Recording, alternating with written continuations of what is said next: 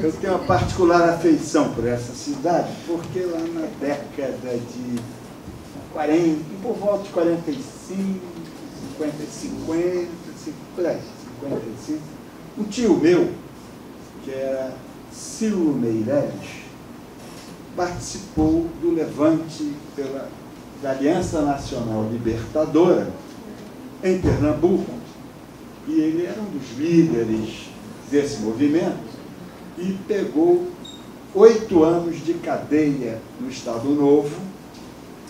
E quando ele sai da cadeia, já havia uma certa descompressão um pouco do sistema, e um colega dele, João Alberto Lins e Barros, que tinha sido o primeiro interventor em São Paulo e depois foi ministro do Getúlio, um homem de forte influência, que criou a Fundação Brasil Central.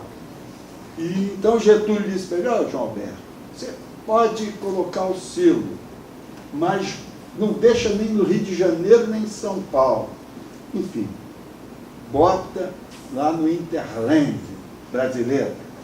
E então ele foi para Goiás e depois veio para Uberlândia. Eu me lembro quando chegava lá em Ipanema, onde eu moro, lá no Rio de Janeiro, chegava aquele pãozinho de trigo, bem alvozinho, bem branco, não é? Era que mandava de vez em quando de Uberlândia. Então eu tenho um lance afetivo forte com esta cidade. Em primeiro lugar, eu queria começar assim, até porque eu vou mexer numa área meio pesada, não é? É bom que se comece com afeto, para vocês saberem que existem coronéis do Exército afetuosos também, não é? E quebrar um pouco dessa imagem, porque a mesma escola que formou esses torturadores todos, esses ditadores, Garrastazu Azul Neves, Castelo Branco, esse pessoal todo, também formou o Luiz Carlos Prestes, formou o Cilo Meireles, formou o Carlos da Costa Leite, Apolônio de Carvalho, Davi Capistrano, fez 100 anos, foi comemorado, que lutou na Guerra Civil Espanhola, enfim. Então, o Exército é um instrumento que tem de ser reconquistado pelo povo brasileiro. Ele não é um instrumento das camadas mais abastadas da população e nem um instrumento a fazer manutenção das grandes negociatas neste casamento promíscuo dos grandes monopólios e oligopólios com as Forças Armadas, como era, na realidade, um nome muito bem dado, da ditadura que foi colocada lá, poderia ser simplesmente um golpe de Estado, como está lá no 18 Brumário, não é? Mas, fundamentalmente, e bem característico, foi um golpe civil e militar, como foi muito bem colocado pelo professor Paulo na sua palestra de ontem aqui. Bem, iniciar assim. Em segundo lugar, nós vamos mexer com uma certa categoria, que é a esquerda militar dentro do golpe de 1964. Como é que se caracterizou o comportamento da esquerda militar? Esquerda é um amplo conceito, cabe muitas parcelas neste grande saco, não é? Grandes parcelas. É difícil ver hoje quem não se diz de esquerda ou de centro-esquerda, não é? Nesse tumultuoso movimento político que está colocado, nesses abalos sísmicos da política brasileira. Mas, se nós pensarmos o que é a esquerda vem da posição geográfica dentro da França, enfim, todo mundo já conhece. Por isso que a esquerda e a direita, onde fica, se aquele grupo se locasse na direita, ia ser o contrário. Então, a questão geográfica. E como? A partir, principalmente, o Galileu, esse homem que já foi quase queimado, não foi crucificado, enfim, mas foi quase queimado, né? Porque batendo com a escolástica, viu, professora? Com a escolástica, que era a filosofia, o ponto de vista filosófico da igreja, o fechamento da igreja, nada tem a ver com as opções religiosas que transladam pela sociedade. Não, um Leonardo Boff, um Dom Helder, são figuras que eu utilizei quando redigi minha tese de doutorado, porque são figuras. João 23, figura impressionante, que até resgata a figura de Galileu. Paulo VI, que diz, estavam todo mundo querendo diminuir as habitações terrenas no Brasil, diminuir a população, e hoje já se verifica que seria uma coisa profundamente obtusa, porque hoje o Brasil está importando gente, braços e cérebros, outra vez, necessidade de importar. Não, o Paulo VI dizia, temos de aumentar os convivas na Santa Ceia, do que eliminar os convivas que possam exercer aqui a sua presença. Então, a partir de Galileu, principalmente, fica bem claro que a Terra ela não é bem redonda, não é? Mas é um redondoide, digamos assim, um redondoide. Não é? E se nós verificarmos a questão do que é esquerda e do que é direita, pode até haver uma confusão. Se afastar muito da centralidade, pode bater lá no ladinho da direita. Ou que a direita também escapulir muito da centralidade, pode escorregar muito para a esquerda, não é? Então, o que é ser esquerda? É ter uma posição estrategicamente correta e o desenvolvimento de táticas corretas e bem estruturadas dentro desta visão estratégica. Porque se esquerdizar demais, vamos pegar aqui o velho Lenin que diz esquerdismo, doença infantil no comunismo. Não é? Então, temos de estar sempre atento nessa questão mediadora do que é ser a esquerda. E se nós pegarmos os conceitos amplos, eu acabei de ler um livro do Paulo sobre visão à esquerda, sobre Nelson Werneck Sodré. Então, eu também, tá vendo? O Paulo tem uma visão que vai buscando a esquerda.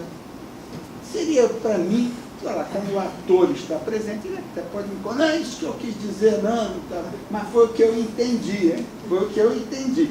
O escritor escreve para ele se comunicar e para nós, os comuns, também assimilarmos a mensagem.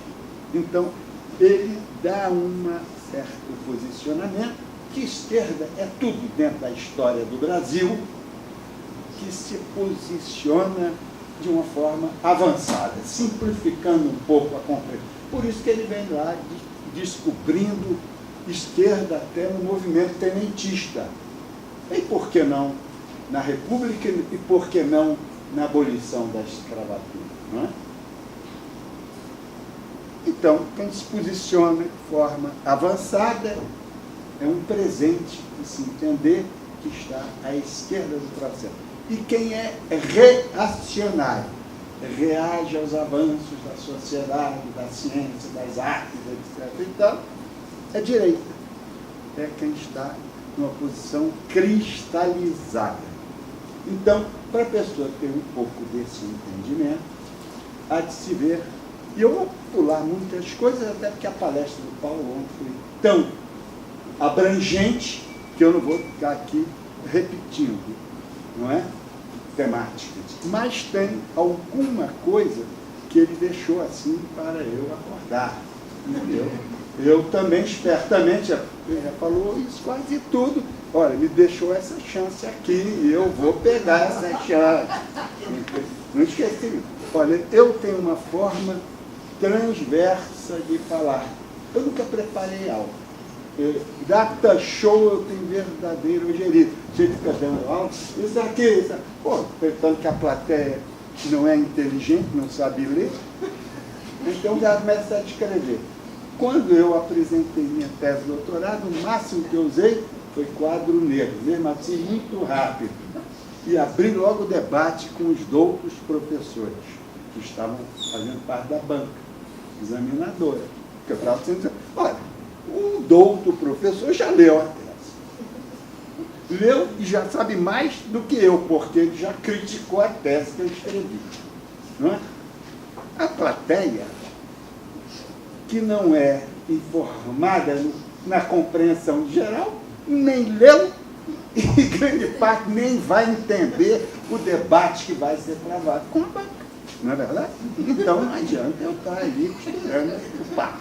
Pá, jogou, bota logo, senta a bola para os doutos me fazerem perguntas. É bacana também, porque eles estão cansados de ouvir essas teses, né? E aí você joga uma coisa mais curta. E eu fiquei pensando, viu, professor?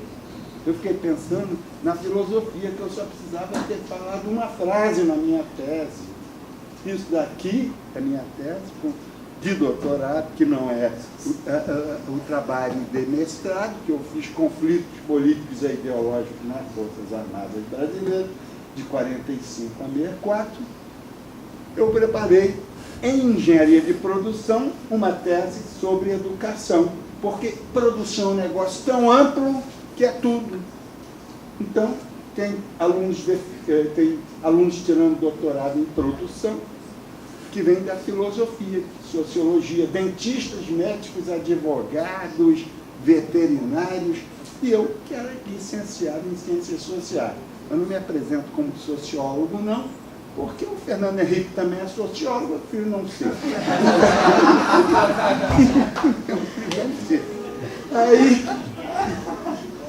E eu também gerizo um pouco esse nome, cientista político.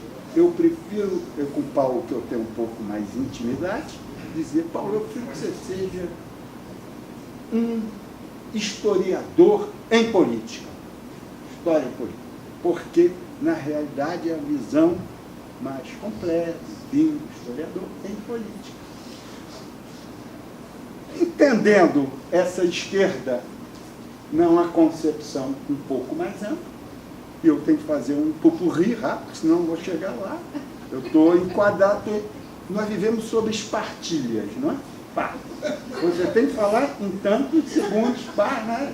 Então, espartilha. A tese eu queria ter falado apenas o seguinte, como a minha tese de doutorado foi uma visão, uma perspectiva crítica, reflexiva, e etc. e tal, e político-conscientizadora, na matriz gramsciana, Gramsci, não é? Você entender politicamente onde você está inserido. É o grande. Os educadores, de uma maneira geral, vêm se pautando em Gramsci. Desde o nosso educador até Gadotti, Saviani, enfim, Gaudêncio Frigoto, todos esses educadores.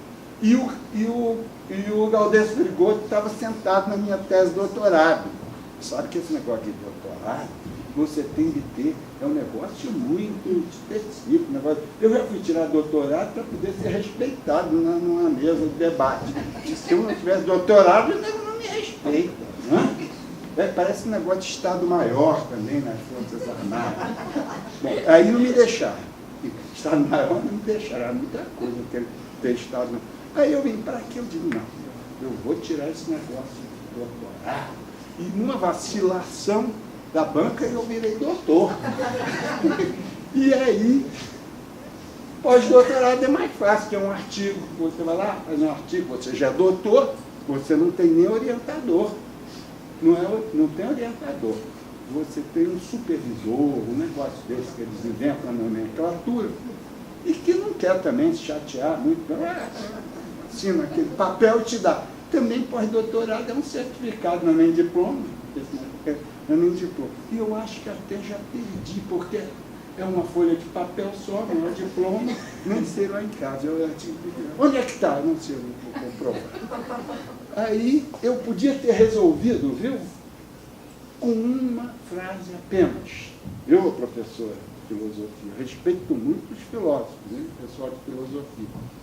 Eu podia ter dito apenas o que eu quis fazer é tirar, como era a educação do servidor público, uma visão crítica, reflexiva, criativa e política conscientizadora.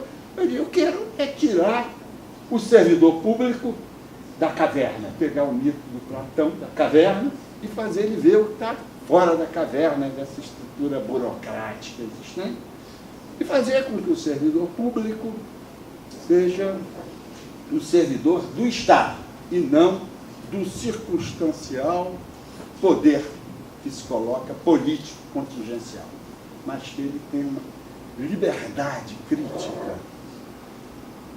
E o servidor público tem de ser quando nós estamos no espelho, que nós vemos o esquerdo na direita e a direita na esquerda, no traço horizontal. Não é isso? Se o empresário quer jogar dióxido de carbono aí, o que tem que fazer o servidor público? Limitar o uso do dióxido de carbono para a questão da respiração, da saúde, etc. e tal. Então tem que ter. O militar também deve ser, porque é um servidor público específico, também deve ter rever esses currículos todos, porque as escolas militares de formação são escolas de alienação política. Alienação pode ser entendida numa visão marxista, mas também pode ser entendido numa visão existencialista, ou seja, descoisificar o ser humano e descoisificar também o militar que está aí. E a forma de descoisificação do militar é transformá-lo no severo obediente ao poder político. Deixa o rolo se dar no mundo civil. Até porque o militar se desarmando, tirando aquela farda que o transforma naquela visão extemporânea, né? Eu já não uso gravata, poxa, imagina aquela formação toda cheia de estrelas e aquelas... Olha, Carlitos tem um trabalho maravilhoso, um grande ditador, né? Ele já não sabia, ele era o Hitler, ele não sabia o que ia fazer, onde ia pendurar no general, virou o general, pendurou na bunda dele mais uma medalha. Não é? Então, essas configurações são justas. Eu servia em 1964, bem perto daqui. Eu era um jovem, muito jovem, com 24 anos de idade, no primeiro posto da carreira militar. Eu tinha ultrapassado o aspirante e virei segundo tenente. Não é? Eu vou contar um pouco, já disse que eu não sigo muito linearmente. Às vezes eu venho de trás para frente, entro pelo meio, mas vocês vão entender a mensagem que eu estou passando. Aqui, pertinho, em Goiânia, existia o 10º Batalhão de Caçadores. Mas eles tinham uma estratégia, porque Goiás é dividida em Ludovicos e Caiados. Era assim naquele tempo, Ludovicos e Caiados. Os Ludovicos eram muito mais progressistas, embora no PSD da época, do que os Caiados, que eram da UDN. E faziam composições, porque os partidos políticos, aí são os estudiosos da área política, os partidos políticos eram muito localizados. Então você haveria de ver um PTB avançado no Rio de Janeiro e um PTB retrógrado em Goiás. O Hermílio de Moraes, o pai desse empresário aí, né, era senador pelo PTB. Acontece que o filho do Ludovico, o Mauro Borges, então governador, resolveu fazer um governo nacionalista. E ele criou a Metago. A Metago seria metade de Goiás, para ter defesa dos interesses do minério dentro de Goiás para o Estado e para o povo ali localizado. Né? E acabava fazendo no Brasil, enfim, porque o metal sai lá, mas também de certa... E aí criou a questão do seguro, enfim, fez um grande projeto nesse sentido, e ele já tinha cometido um equívoco. Um equívoco. Por que equívoco? Veja bem, os equívocos que nós cometemos na vida, às vezes são a glória nossa. Como dizia o Darcy Ribeiro, eu tenho muito mais honra em várias derrotas do que eu tive do que em certas vitórias que eu tive. Então, às vezes você ser derrotado é maravilhoso dentro do processo. E o Mauro Borges, em 1961, quando não quiseram dar posse ao João Goulart e criaram uma junta de militares para governar, o Mauro Borges se associou à cadeia da legalidade, liderada por Leonel Brizola e Mauro Borges, dentro de Goiás. E eles não esqueceram isso, não. Os milicos, militares, eu não sei, tem algum milico aqui? Não sei. Pode ter que ter mandado a segunda sessão do Exército. Se tiver, vocês vão aprender também. Bom, o convívio universitário, né? Porque na universidade, como diz isso aqui, você assimila vários saberes, e às vezes saberes contraditórios, porque tem aula com o professor, dá um certo insumo intelectual dentro de uma vertente, o outro vai falar numa outra vertente, etc. Mas o militar se honra muito por ser igual ao leão, ao tigre e ao elefante, adestrado. Adestrado é a coisa mais básica do processo de comunicação de saber. Depois você tem essa visão fordista, taylorista, que o filme do Charlie Chaplin é uma crítica ao Charlie Chaplin, em tempos modernos, enfim. E depois você tem a educação. E mais liberdade você tem na aprendizagem. Quando a criança vai lá, mete a mão aqui, a mãe dá uma chamada, né, ele está aprendendo a dar um choque aqui e a mãe está educando ele dentro dos paradigmas existentes dentro de uma sociedade. A educação é ajustar o ser humano. E o militar sofre adestramento militar. Então, existe uma frase muito comum que diz: soldado faz o que o capitão manda. Pronto, capitão, está pronto para o serviço. Tá. Quer dizer, não raciocinou. É uma visão pavloviana de reflexão, não é? Reflexiologista, pavloviana. Não significa que, ao tratar com certos animais, que a visão pavloviana não seja correta. Não é? Mas não com seres humanos que vão navegar nessa complexidade que é a sociedade humana, não é? E que tem de... Então vai tendo insumos daqui de acordo.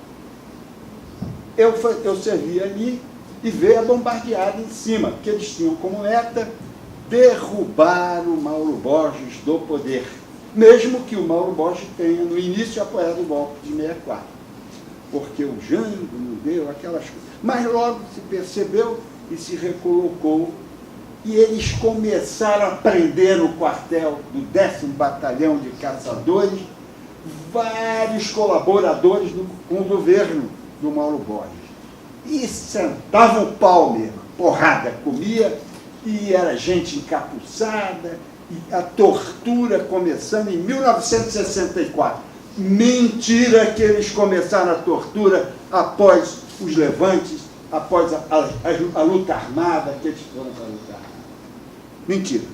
Começaram a fazer a tortura imediatamente, em 1964, sob o governo do senhor Castelo Branco. É governo do ditador, mas o governo do Castelo Branco. Bom, eu comecei a me indispor nessas questões, né? Indispor nessas questões, e acabei. Isso só se deu depois da mudança do comando, né? Ele tomou posse a execrável figura do coronel Danilo da Sá da Cunha Melo, que já está para lá de identificada pela Comissão da Verdade, dando para a coisa, né? E ele, ainda por cima, se dizia cristão espírita. Cristão espírita.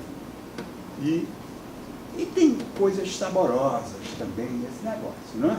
Porque prenderam o doutor Eleusa, uma médica local, que devia ter o crime de ter uma ligação com o partidão, isso é crime, né? Depois eu vou discutir essa questão ideológica, né, também deles.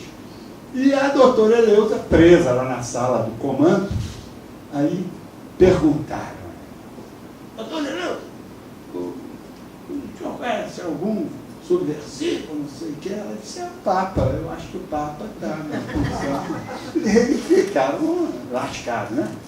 Ainda não estava uma cafetada generalizada. E a doutora Eleusa deu essa resposta a eles.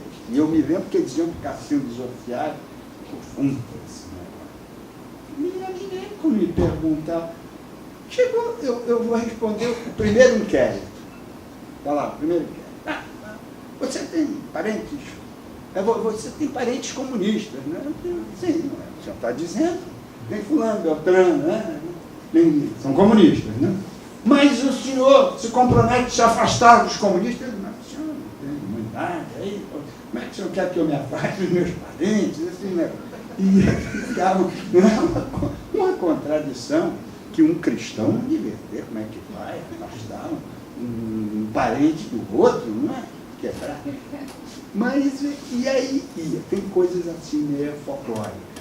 E uma vez ele disse: você vai falar com um general em Brasília. Eu esse general vai gritar comigo. Esse general tinha um vozeirão, tinha comandado os bombeiros no Rio de Janeiro, general Santa Rosa. Mas qual não é que eu vou lá? General, esse negócio todo que me liga. Você tem que dar continência, tem tantos graus, aquele negócio de continência que é feito. General, aí meu filho, assim, o general me paternalizou. Eu tenho um filho também, que é economista, escravizado aí, por não sei o quê. Mas ele cometeu um erro tático. Disse: você vai voltar para o quartel, porque o coronel diz que te conserta. Pô, você não é para ser consertado, te conserta. Deve ter um parafuso aqui. Agora tem até a intervenção cirúrgica, tem o DNA, tem os controles do. Não é? Mas você pode, sei lá, mexe num parafuso desse e você pode consertar. Mas naquele tempo não tinha esses avanços. Não. Um capitão pega um soldado que tinha realmente surupiado um rádio dele e leva para ser espancado no estande de tiro. E eu instruí o soldado para entrar com queixa contra o capitão. Mas naquela instrução que eu dei, no dia seguinte eu estava recolhido à circunscrição de recrutamento. E fiquei lá uns 11 dias preso. Foi bom porque eu também escapei da parada de 7 de setembro esse ano, aquela formação. Quando houve Ouro para o Bem do Brasil, eu também fiz um toque provocativo. Aí eu fiquei em forma, passava gente, não vai não, tenente, né? Eu não ia dar Ouro para o Bem do Brasil, né? Era gente que tirava aliança. Algum também botou umas alianças falsificadas para fingir que estava dando ouro, né? Mas eu não quis nem falsificar, não dei o ouro.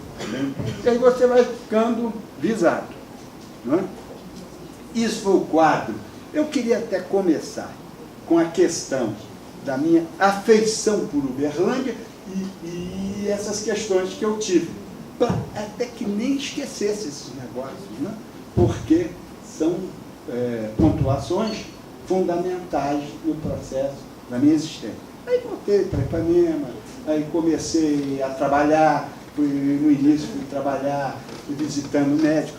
Eu tinha uma situação que às vezes eu chegava um médico daquele, eu tinha mais cultura do que o médico, e o médico com aqueles papos, e você para fazer propaganda, fiquei uns 6 meses. Depois de novo voltar a estudar, Aí fui para a Fundação Getúlio Vargas, tirei um curso, aí resolvi ser pobre, mas com mais saber. Pronto. Que a função de quem estuda, quem se propõe a estudar é ser pobre. Que é isso? Você tem que maquinar como é que vai tirar dinheiro do outro para sobreviver nessa economia de mercado, não é? Então, nós vamos navegando aí. Quando eu entrei, agora eu vou começar. Hein? Eu terminei, agora eu vou começar. Hein? A minha mulher fica, às vezes, preocupada.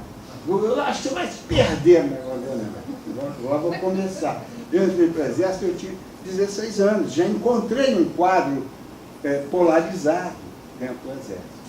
Eu já devo ter entrado fichado, porque eu tinha tido comunista, tinha essas coisas todas, já devo estar fichado. Esse é comunista, hein? Porque isso deve passar por DNA, por essas coisas, deve ter a matriz comunista marcada. Como diz o Drummond de Andrade, né? Vai ser gosto na vida, não é? E você vai também tirando as pedras no meio do caminho, como elas vão se colocando, você vai... E eu já devo tentar. E a preparatória de cadetes, eu cheguei lá, tirei, fui para a AMAN, tirei o curso da AMAN, dei um tropeço em física, etc. Porque eu estava lendo filosofia, viu? Eu preferia ler filosofia do que ler aquelas matérias. Né? Então, tinha o Politzer, que eu li na AMAN, tinha História do Socialismo, das Lutas Sociais, do marxismo, e eu fui botando cimento no que eu já tinha para dar uma estrutura melhor. E eu fui. E aí eu acabo. Na AMAN tivemos uma posição de confronto, que foi o 61, eu era cadete. A AMAN se dividiu ali, não conseguiram botar a AMAN na rua como tropa, porque tinha muito oficial gaúcho e o Rio Grande do Sul, o terceiro exército, se levantou contra o golpe de 61. E aí nós vamos ter várias sequências de golpe. O golpe de 45, que afasta o Getúlio do poder. Eu digo golpe porque só podiam afastar o ditador do poder através de um golpe, como só podiam afastar o monarca do poder através do golpe. A República foi um golpe e 45 foi outro golpe que afastaram o Getúlio. Não é? A pessoa querer botar muito confete na questão da República, não havia. Havia o positivismo dado pelo Benjamin Constant, que era a filosofia marcante dentro dos quadros militares, enfim, que tinha uma certa vantagem, porque rompia com a submissão da filosofia e da ciência a escolástica católica, não é? Católica. Não podia subordinar a filosofia e a ciência ao catolicismo. Então tinha esse aspecto de avanço. E tem um aspecto terrível para quem mexe com a área de ciências sociais, porque o positivista vê como Emile Durkheim, me corrijam aí se eu errei, um tiro, que dizia que o fato social é uma coisa, queria coisificar o fato social. O fato social é histórico, não é uma coisa. Tem várias questões que envolvem um fato social. Para ser analisado, tem que ser analisado historicamente. Aí eu vou lá, acabo a escola militar, você vê, vem uma sequência de golpes. Eu já tinha enfrentado o 61 dentro. Aí eu apresento no quartel. Tinha um coronel de Mangaliza, naquele tempo tinha Mangaliza, o coronel que não tinha tirado Estado-Maior, mas tinha força política para comandar. O batalhão é colocado. Eu já comecei a verificar o que a realidade se processava. Por quê? Porque a AMAN é um lugar incrivelmente maravilhoso. Quem não foi lá, vale a pena pegar e dar uma entrada para conhecer a Academia Militar das Agulhas Negras. É pena que aquela arte toda, aquela arquitetura toda, venha formando quadros militares estão alienados, porque hoje o centro da ideologia existente na formação do militar, dos quadros militares, é o anticomunismo, porque ideologicamente eles separam a democracia do comunismo. O comunismo é o diabo e a democracia burguesa é o Deus. Burguesa, cristã, ocidental, essas coisas todas que anda bombardeando a Líbia, anda intervindo no Egito, anda fomentando guerras na Síria, enfim, agora está se metendo também do lado lá da China, eu quero ver que diabo é, que jogando bomba no Vietnã, na Palme do Vietnã, bomba atômica no Japão, isso é que é. E configurava a direita militar, principalmente no pós-guerra. O que era a direita? Eram aqueles que assumiam a defesa do Império. Do Império. Golbery Couto Silva tem um livro que ele escreveu em 1952. O título não me lembro, mas em 1952, Golbery Couto Silva escreveu um livro em que ele defende descaradamente a entrega do nosso material estratégico ao Império. Ao Império. O Império aqui é Estados Unidos, é o centro do Império. É um Império para que defenda o Brasil e o mundo dos interesses do diabo, do comunismo internacional. Então, o jogo ideológico da momento, o contrário de democracia é ditadura, não é comunismo. O comunismo é algo que prevê, assim como Jesus previa, no viés religioso, um céu, é o céu na terra, é a igualdade, é um regime igualitário. Por isso que existe comunismo. O comunismo é um índio vive num comunismo primitivo, onde tudo responde à complementação das suas necessidades. Se o cara nasce torto, esquizofrênico, perturbado, sem condição física, eles têm que ser socialmente mantido. Tem que ser mantido. Alguém vai ter, a sociedade vai ter que trabalhar para manter aquele filho da sociedade que não tem condições de sobreviver. É isso. Responde às necessidades. Então, vários conflitos vão se dar no pós-guerra. O Golbery lança esse livro. Juarez Távora, no Clube Militar, tem uma famosa palestra se colocando contra as posições lideradas por Horta Barbosa, um general nacionalista, que era o centro da defesa do petróleo, vários militares de todos os matizes progressistas, quer sejam militares nacionalistas, quer sejam militares comunistas, que estavam vocacionados na luta em defesa dos interesses de um petróleo, de uma formação do petróleo, no sentido de ser um monopólio estatal do petróleo, que acaba ganhando, mas, em compensação, Estilac Leal, o general que ele citou ontem aqui, que era um general progressista até um pouco mais avançado, um general mais às esquerdas, que era o presidente do Clube Militar, acaba sendo afastado, mas vira ministro do Exército, Getúlio, etc. E depois o Getúlio também cede, porque o Getúlio manobrava da esquerda para a direita, e lá ia ele navegando, ele queria o poder, basicamente, porque ele assina a Lei 2004, que estabeleceu o monopólio estatal do petróleo com a mão esquerda, e assina o Acordo Militar Brasil-Estados Unidos com a mão direita. Então, essa é a manobra que se dá dentro da questão de Getúlio. E o Getúlio presenteia, entre aspas, do povo brasileiro como um general, o mais nefasto possível, representante do nazifascismo dentro do Brasil, que é o general Dutra. O Dutra é a hipótese do general meio burro, embora ele deve ter tirado bons graus na escola militar, porque ele chegou a general 4 estrelas e virou marechal, mas o Dutra diz a piada, isso é piada, hein? Não é? Diz que chegou aqui o Eisenhower, o Truman, sei lá, foi Truman, já tinha saído, foi Truman, logo depois do Roosevelt veio Truman. E aí o Truman chegou, how do Dutra? Ele, how Truman? Então isso aí é o que caracteriza essa questão.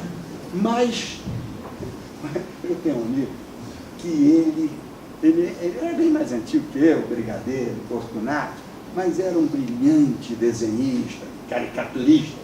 Aí levou uns 2 anos de cadeia, porque fez uma caricatura da Dona Santinha, mulher do Dutra, se lascou ali, mas ficou para a história também. Antes dele do que a Dona Santinha e o Dutra. Não é? E o Dutra. E eu tinha um primo, que estava localizado num determinado momento na casa, no apartamento lá de um tio meu, que já estava hiper. Tá bom, eu resolvo, tudo se resolve no time necessário.